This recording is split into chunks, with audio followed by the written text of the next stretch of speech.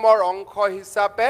আমি বিকাশ কৰিব খুজিছো যাতে এইখন মানুহে গুৱাহাটী বুলি কয় ইয়াত আৰু উত্তৰ গুৱাহাটী দক্ষিণ গুৱাহাটী নাথাকে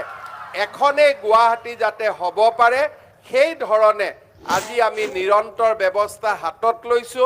সাংসাৰী যেনেকে চানমাৰী এটা নাম হয় সাংসাৰী নাম হ'ব শিলপুখুৰী যেনেকে নাম হয় ধোপাতৰি নাম হ'ব কিন্তু দিল্লীৰ মানুহে গোটেইখনক গুৱাহাটী বুলি জানিব এই ধৰণে আমি আগুৱাব খুজিছো যাতে সমগ্ৰ আমাৰ অঞ্চলটো উন্নয়নৰ নতুন মন্ত্ৰীৰে আলোকিত হ'ব পাৰে আজিৰ এই সুন্দৰ অনুষ্ঠানত মই পুনৰ এবাৰ ৰংমহল আদৰ্শ বিদ্যালয় আৰু ৰংমহল হাইস্কুলৰ অধ্যক্ষ শিক্ষক শিক্ষয়িত্ৰীসকলক অভিনন্দন জনাইছো আৰু তেওঁলোকক মই অনুৰোধ কৰিম যাতে দুইখন বিদ্যালয় আমি জ্ঞান আৰু প্ৰজ্ঞাৰ সাধনাৰে এক নতুন দিগন্তলৈ লৈ যাব পাৰো তাৰ বাবে যেন তেখেতসকলে প্ৰচেষ্টা কৰে আজিৰ এই অনুষ্ঠানত মই পুনৰ এবাৰ আদৰ্শ বিদ্যালয় সংগঠনক ধন্যবাদ জনাইছো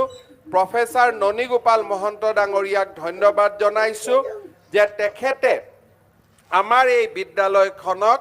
CBSE বিদ্যালয়লৈ উন্নত কৰাৰ বাবে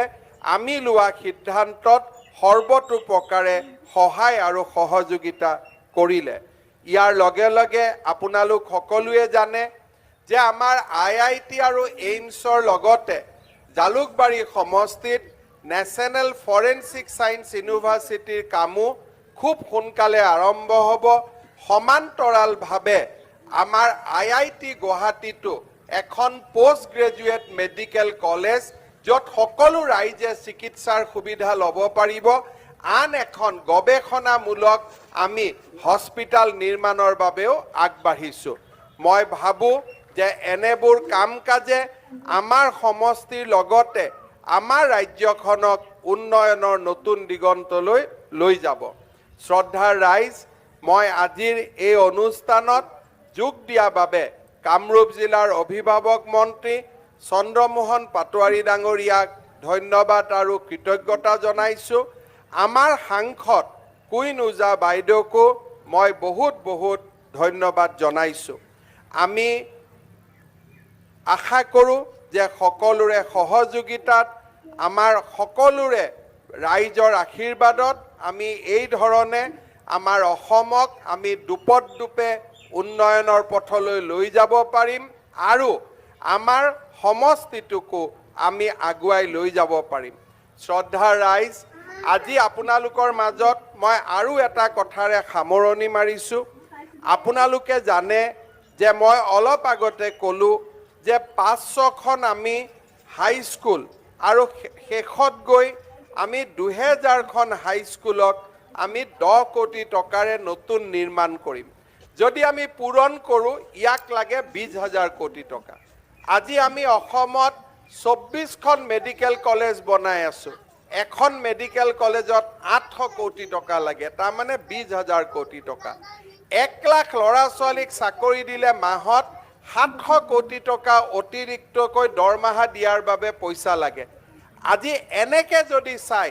আমাৰ ব্ৰহ্মপুত্ৰৰ গুৱাহাটী উত্তৰ গুৱাহাটী দলঙৰ বাবে আমাক 2800 কোটি টকা লাগিছে গুৱাহাটী পলাশবাৰী শুৱালকুছি দলঙত আমাক 3000 কোটি টকা লাগিব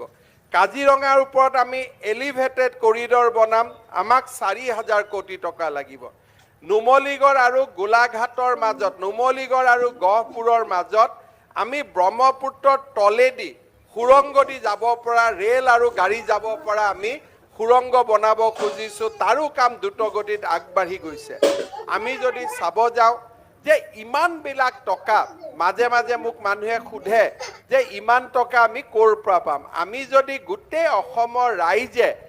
সকলোৱে যদি একেলগে আমি কওঁ যে আজিৰ পৰা আমি চৰকাৰক 100% আমি টকা বেছিকৈ দিম তথাপিতো আমি ইমান কাম কৰিব নোৱাৰো আমি যদি কওঁ আমি 300 গুণ বেছিকৈ টকা দিম আজি আমি যি দিওঁ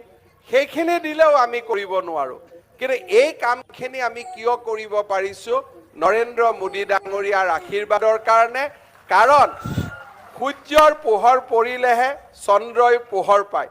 আজি আমাৰ ওপৰত নৰেন্দ্ৰ মোদী ডাঙৰীয়াৰ আশীৰ্বাদ থকা কাৰণে আজি আমাৰ ৰাজ্যখন সমষ্টি ৰাজ্য আমি এই ধৰণে আগুৱাই লৈ যাব পাৰিছোঁ। মই আজিৰ এই অনুষ্ঠানত সকলোৰে হৈ ভাৰতৰ প্ৰধানমন্ত্ৰী নৰেন্দ্ৰ মোদী ডাঙৰীয়াক পুনৰ এবাৰ ধন্যবাদ আৰু কৃতজ্ঞতা জনাই আমাৰ ৰংমহল উত্তৰ গুৱাহাটী আজিৰ